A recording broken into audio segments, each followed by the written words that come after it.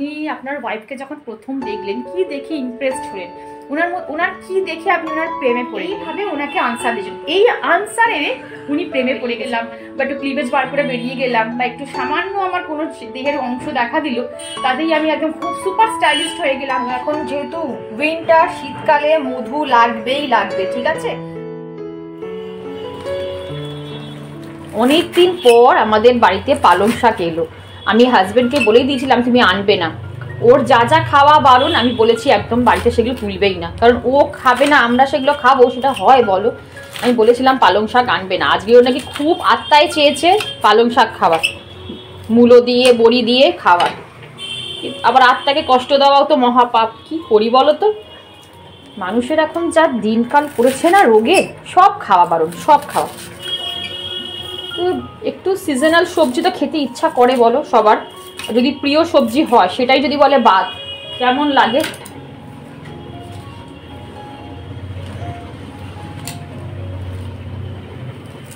এই হচ্ছে ব্যাপার জানো।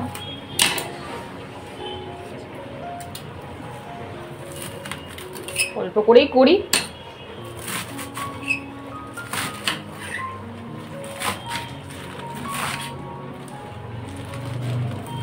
হঠাৎ করে নিয়ে চলে এলো আজকে।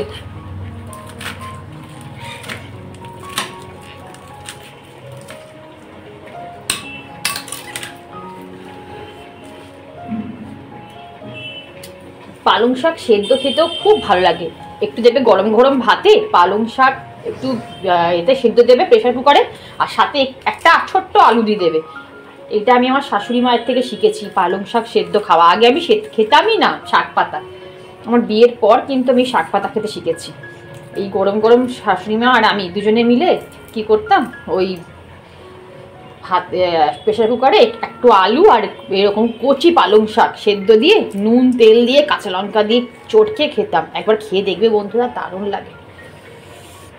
আচ্ছা বন্ধুরা দেখো, আমার কিন্তু অফ ক্যামেরায় সব কিছু কাটা কমপ্লিট, তারপর ক্যামেরাটা অন করলাম। তো এই দেখো এখানে হচ্ছে মুসুর ডালটা, ঠিক আছে। আগে মুসুর ডালটা করে নেব, তারপরে হাজবেন্ডের জন্য মুগের ডাল বসাবো। এখন তো আমার দু রকম ডাল করতে হয়। তো মুগের ডালের জন্য আমি যে সবজিটা এখানে কেটে নিয়েছি, এর মধ্যে অনেক রকম সবজি আছে, সেই সবজি দিয়ে মুগের ডাল করব।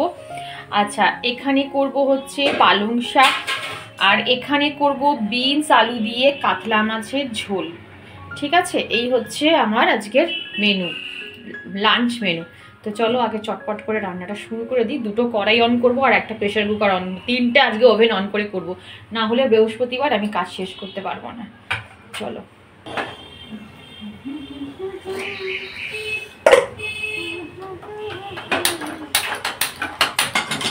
আচ্ছা আর একটা কড়াই, মা তুমি এটা হাত বাড়ির মধ্যে শিফট করে দিই আর এটাতে বসিয়ে দিই। জয় গুরু।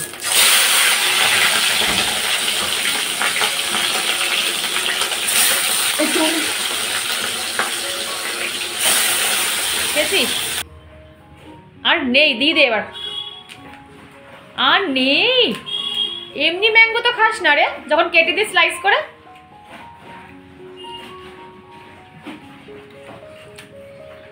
দে,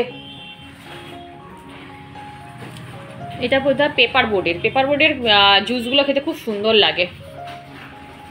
মলয় ফোন করেছে।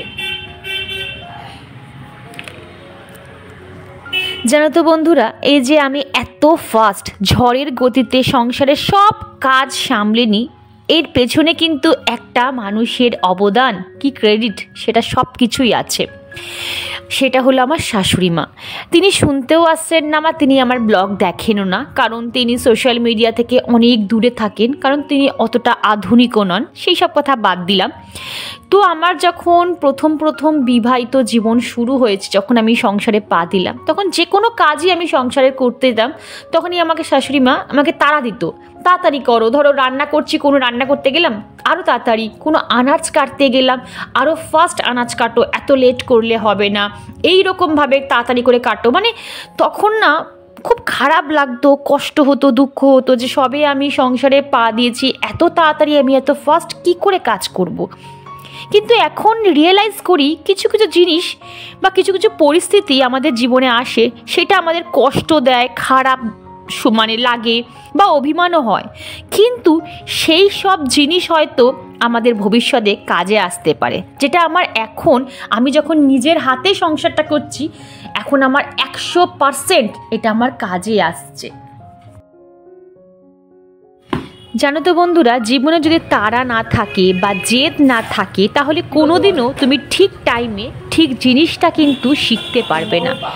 সেই সময় নিজের মধ্যে একটা জেদ চেপে নিয়েছিলাম যে না, আমিও ফার্স্ট কাজ করে দেখিয়ে দেবো যে আমিও পারি। তাই হয়তো এখন আমি এতগুলো কাজ সামলেও তোমাদের সামনে নিজেকে প্রত্যেক দিন রিপ্রেজেন্ট করতে পারি।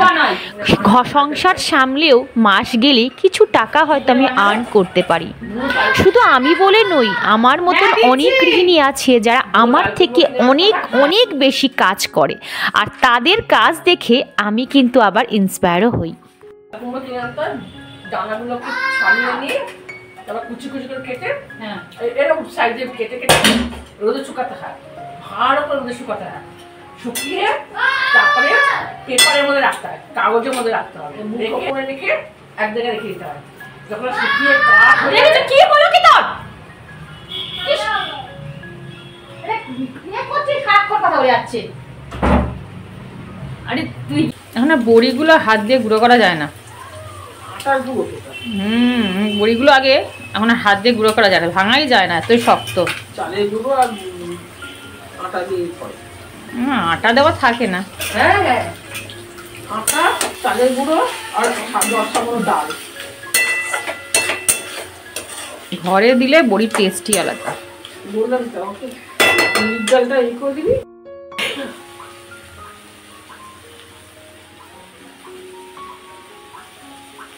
বন্ধুরা, খুব সুন্দর একটা কথা তোমাদের সাথে শেয়ার করতে এলাম। মানে বলতে পারো আমিও মাঝে মাঝে তো ফেসবুক ইউটিউব দেখি, কেন করবো না? অবশ্যই সোশ্যাল মিডিয়া যখন আছে, সোশ্যাল মিডিয়া দেখবো না কেন? কেন তো সব জিনিসের একটা এফেক্ট আছে, একটা সাইড এফেক্ট আছে। আমরা কি করি, সবসময় বাজে জিনিসটা খুব তাড়াতাড়ি রপ্ত করে নিই, আর ভালো জিনিসটা না আমরা কিন্তু পাশে রেখে দিই। দেখবে জিনিসটা কোথাও কিছু বাজে হচ্ছে, সেই জিনিসটাই নেগেটিভিটি আমাদের মধ্যে সবসময় ফার্স্ট কাজ করে কি না, নেগেটিভ জিনিস সবচেয়ে বেশি আগে কাজ করে, তারপর পজিটিভ চিন্তাধারা। কোনো কিছু করতে যাবে, দেখবে প্রথম তোমার জিনিসটা আসবে নেগেটিভ থট আসবে, যে এটা করতে যাব, হবে তো, পারবো তো, মানে এইসব। কিন্তু এটা আসবে না যে না আমি এটা পারবো, চেষ্টা তো করি, হ্যাঁ আমার দ্বারা হবে। খুব পজিটিভ থিঙ্কিং মানুষরা খুব কম আছে পৃথিবীতে। তো যাই হোক, ওই যে প্রথমে ইন্ট্রো তো কিছু দিতেই হয়, যে আমি কি বলবো তোমাদের, মানে কি দেখে এতটা ইমপ্রেসড হয়ে ক্যামেরাটা অন করে তোমাদের সামনে কথা বলতে চলে এলাম। তো আমিও মাঝে মাঝে ইউটিউব দেখি, ফেসবুক দেখি, যখন আমার টাইম থাকে। ধরো কোনো রান্না চাপিয়ে এলাম, বসলাম সোফাতে, তখন একটু স্ক্রল করতে করতে যেটা আমার ভালো লাগে, যেটা শিক্ষণীয় জিনিস, যেটা আমাকে মোটিভেট করে, যেটা আমার আত্মবিশ্বাস বাড়ায়, সেই সব জিনিস কিন্তু আমি অবশ্যই দেখি। সেসব ব্লগও দেখি, সেসব শর্টস দেখি, আমি সব কিছু দেখি। আমি নাচ গান খুব একটা দেখি না, আমি অন ক্যামেরায় বলে দিচ্ছি, নাচ গান ফাচ গান, ওই নাচছে, ওই করছে, এইসব আমার একদম ভালো লাগে না, আমি দেখিও না। তো যাই হোক, আমি একটা বিবেক ওবরায়কে আমরা সবাই চিনি, বলিউড সুপারস্টার। তো বিবেক ওবরায় একটা সাক্ষাৎকার সেদিনকার দেখছিলাম। তো ওনাকে জিজ্ঞাসা করেছে যে আপনি আপনার ওয়াইফকে যখন প্রথম দেখলেন, কি দেখে ইমপ্রেসড হলেন, ওনার কি দেখে আপনি ওনার প্রেমে পড়ে গেলেন, মানে ওনাকে ভালোবেসে ফেললেন। তো উনি এত সুন্দরভাবে বন্ধুরা মানে এক্সপ্লেন করলো, বিশ্বাস করো, ট্রাস্ট মি, আমার এত ভালো লাগলো না, আমি এত বেশি মোটিভেট হলাম তার কথাতে, ওই জন্য তোমাদের সাথে শেয়ার না করে পারলামই না। আসলে শিক্ষা কী জিনিস, শিক্ষা তখনই সার্থক হয় যখন তোমার থেকে আরও 5টা মানুষ শিক্ষা পাবে, মানে আরও 5টা মানুষ শিখতে পারবে, ভালো জিনিস শিখতে পারবে, তখনই কিন্তু তোমার শিক্ষকতার মানে যোগ্যতা থাকবে। তো যাই হোক, তো ওনাকে যখন জিজ্ঞাসা করলো যে আপনার ওয়াইফের ফার্স্ট কী দেখে আপনি ইমপ্রেসড হলেন, তখন উনি একদম সাদামাটা বললেন যে আমার ওয়াইফ যখন আমার সামনে হেঁটে আসছে, তখন দেখে মনে হচ্ছে একদম নর্মাল একটা গার্ল, ঠিক আছে, মানে একদম পায়ে দেখলাম একটা সামান্য স্লিপার পরা, মানে জুতো পরা, আর একটা লেগিংস পরা ছিল, সামান্য একটা কুর্তি, খুব কম দামেরই একটা কুর্তি, শ্যাম্পু করা, চুলটা শ্যাম্পু করার মতনও ছিল না যে চুলটা হাওয়াতে উঠছে, সেরকমও ছিল না, সেরকম স্টাইলিশ ছিল না, জাস্ট একটা খোপা বাঁধা ছিল, আর খোপার মধ্যে একটা বড় কাটা ক্লিপ গোঁজা ছিল। এই অবস্থায় এসে যখন আমার পাশে এসে বসলো, আমি দেখে 10 মিনিট পুরো অবাক হয়ে গেলাম। মানে উনি বলছেন, বিবেক ওবরায় বলছে, আমি 10 মিনিট পুরো অবাক হয়ে গেলাম যে এখনও এইরকম মেয়ে বিলং করে, কোনো স্টাইল নেই, কোনো কিচ্ছু নেই, কোনো আধুনিকতা নেই, একদম সিম্পলভাবে উনি এসে আমার পাশে এসে বসলেন। তখন বিবেক জিজ্ঞাসা করলো যে আপনি কি এইরকমই, আপনি সাজগোজ করেন না, বা আপনি কি এরকমই থাকেন? তখন ওনার ওয়াইফ ওনাকে তাই বললো যে আমি এইরকমই থাকি, আমি সবসময় এরকমই থাকি, আমি শো অফ করানোর জন্য বা দেখানোর জন্য আমি এক্সট্রা কিছু কিন্তু আমার কাছ থেকে এক্সপেক্ট করবেন না, ঠিক আছে? এইটা যদি আপনার পছন্দ লাগে, এই লুকটা যদি আপনার পছন্দ হয়, তাহলে আপনি আমাকে বিয়ে করতে পারেন, না হলে আপনি আসতে পারেন। মানে এইভাবে ওনাকে আনসার দিয়েছেন। এই আনসারে উনি প্রেমে পড়ে গেছিলেন, মানে ওনার ওয়াইফের উনি প্রেমে পড়ে গেছিলেন। তো যাই হোক, এটাই হচ্ছে ব্যাপার। দেখো, আমার কাছে কথা হচ্ছে যে তুমি কি স্টাইলিস্ট, সেটা কি দেখে মানুষ বুঝবে? তোমার বেশভূষা, না তোমার কথাবার্তা, না তোমার হেয়ার স্টাইল, না তোমার চোখের মনির কালার, না তোমার গায়ের কমপ্লেকশন, না তোমার হেয়ার স্টাইল, কি দেখে? তুমি চুলটাকে কালার করে নিলে, একদম রেডিশ করে নিলে বা ব্রাউনিশ করে নিলে, তুমি তোমার ড্রেস আপ চেঞ্জ করে দিলে, একদম কি বলবো, জিন্স টপ পরলে, কি শর্ট জিনিস পরলে, কি স্লিভলেস পরলে, ব্যাকলেস পরলে, হোয়াট এভার, আমার মনে হয় এটা স্টাইলের ফান্ডা নয়। স্টাইল একটা মানুষকে স্মার্ট কখন বলবো জানো? যখন সে যে অবস্থাতে রয়েছে, যে জিনিসটা পরে রয়েছে। ধরো আমি যে আজকে এই হাউস কোটটা পরে আছি, আমি এটা কত সুন্দরভাবে ক্যারি করতে পারছি, এটাই আমার স্মার্টনেস।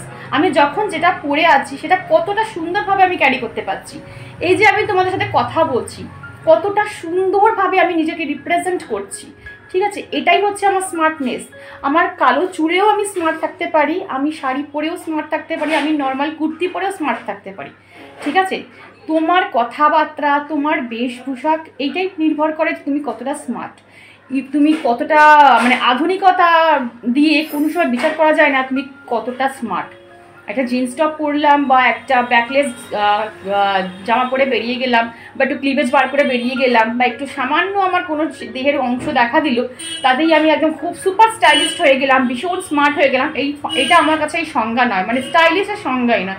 আমার কাছে আমার মেন ফান্ডা হচ্ছে আমি এখন অ্যাট প্রেজেন্ট যেভাবে আছি, আমি কিভাবে নিজেকে ক্যারি করছি, আমি নিজেকে সবার সামনে রিপ্রেজেন্ট করছি, ঠিক আছে? যদি আমার অপোজিট মানুষটা দেখে আমাকে ইমপ্রেসড হয় যে না, এর মধ্যে কিছু তো একটা ফান্ডা আছে।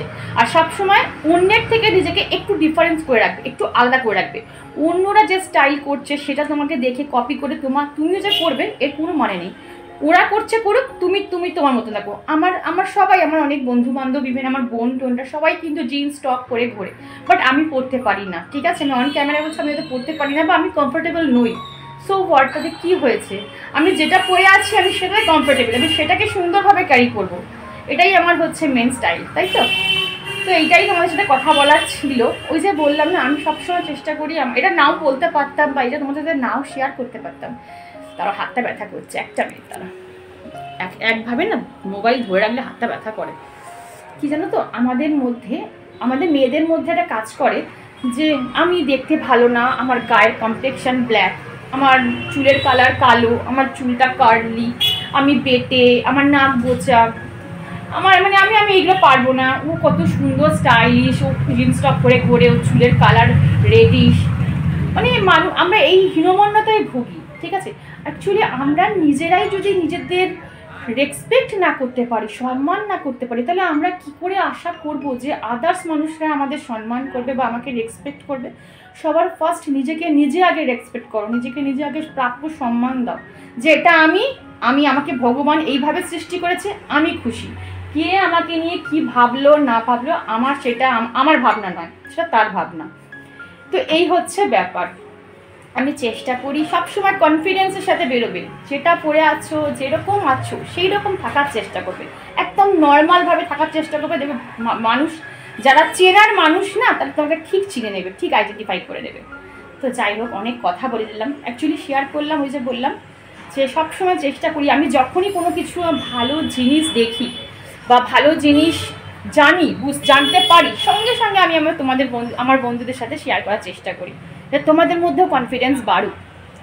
তো চলো, আমার বকবক করছি না, অলরেডি অনেকটা সময় বেরিয়ে গেছে। বাবা, এখানটা পুরো লাইট চলে এসছে।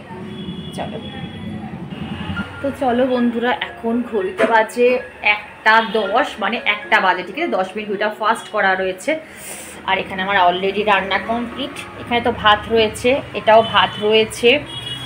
আর এখান থেকে দেখাই, চলো, এই যে বড়ি দিয়ে, আলু দিয়ে, বিনস দিয়ে কাতলা মাছের ঝোল। এটা হচ্ছে মেয়ের মাছের কালিয়া, কারণ মেয়ে ঝোল খায় না, অনেক সমস্যা। এখানে শশা কাটা রয়েছে, একটা আমার একটা হাজব্যান্ডের, যেহেতু হাজব্যান্ডের বলেছি যে ইউরিক অ্যাসিড আছে তো ওকে দানাটা ফেলেই দিই, সব কিছুর দানাটা ফেলে দেওয়ার চেষ্টা করি, তবে সব কিছু করে ওঠা যায় না। আর এখানে যে একদম কাজ মানে 5 রকম সবজি দিয়ে, বড়ি দিয়ে, পালং শাক। এটা হচ্ছে মুগের ডাল, কড়াইশুঁটি আছে ভেতরে, জানো তো, দাঁড়াও দেখাই। কড়াইশুঁটি দিয়ে মুগের ডাল করেছে আজকে, আজকে কোনো সবজি দিইনি, কারণ অলরেডি এত সবজি পড়ে গেছে আজকে পালং শাকে, ওই জন্য আর ডালে আমি শুধু কড়াইশুঁটি দিয়েছি। আর তোমাদের দাদা ভাই সবজি খেতে ভীষণ ভালোবাসে। আর এই হচ্ছে, আর এখানে রয়েছে, দাঁড়াও এখানে কী রয়েছে দেখি, আর এখানে রয়েছে মুসুর ডাল, পাতলা করে আমাদের মুসুর ডাল, ঠিক আছে। চলো বন্ধুরা, তো এই হচ্ছে। আর এখন আমি যাই স্নানটা করি, দেখি একটা প্যাক মাখবো, তোমাদের সাথে পারলে শেয়ার করে দেবো।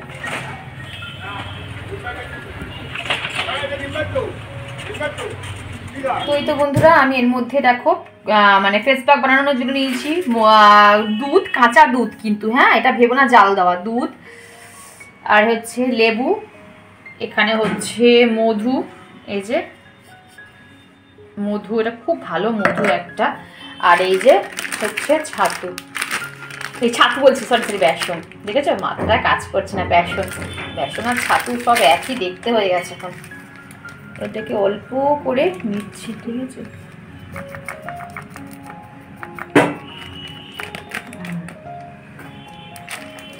লেবুটাকে এবারে এক হাতে ফোন আর এক হাতে কাজ করা যায় না তো, খুব সমস্যা হয়। এই যে লেবু,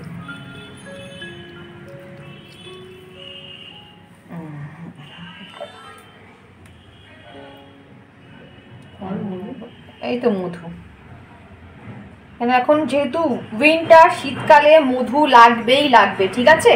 আর পারলে একটু নারকেল তেল অ্যাড করো, আমার নারকেল তেলটা পুরো জমে গেছে, এখন আর ওটাকে ইউজ করা যাবে না, ভুলেই গেছি, সকাল সকাল রোদ দিলে ভালো হতো। তো চলো এই প্যাকটা আমি এখন ইউজ করে নিই। তো বন্ধুরা, প্রত্যেক দিন তো আর সব কিছু একটা ব্লগের মাধ্যমে শেয়ার করা যায় না, আমি চেষ্টা করি প্রত্যেকটা দিনই তোমাদের সাথে সব রকম জিনিস শেয়ার করার, মানে আমি যেটুকু জানি সেইটুকুই আমি কিন্তু তোমাদের সামনে উজাড় করে দিই বন্ধুরা। তো চলো ভিডিওটা আজকে এইটুকুই রাখি, একটা ছোট্ট ব্লগ তোমাদের সাথে শেয়ার করলাম। ব্লগটা কেমন লাগলো অবশ্যই কমেন্ট বক্সে জানিও, আর চ্যানেলটা যদি ভালো লাগে তো প্লিজ চ্যানেলটা সাবস্ক্রাইব করে আমার পাশে দেখো, লাইক করো, শেয়ার করো। টাটা।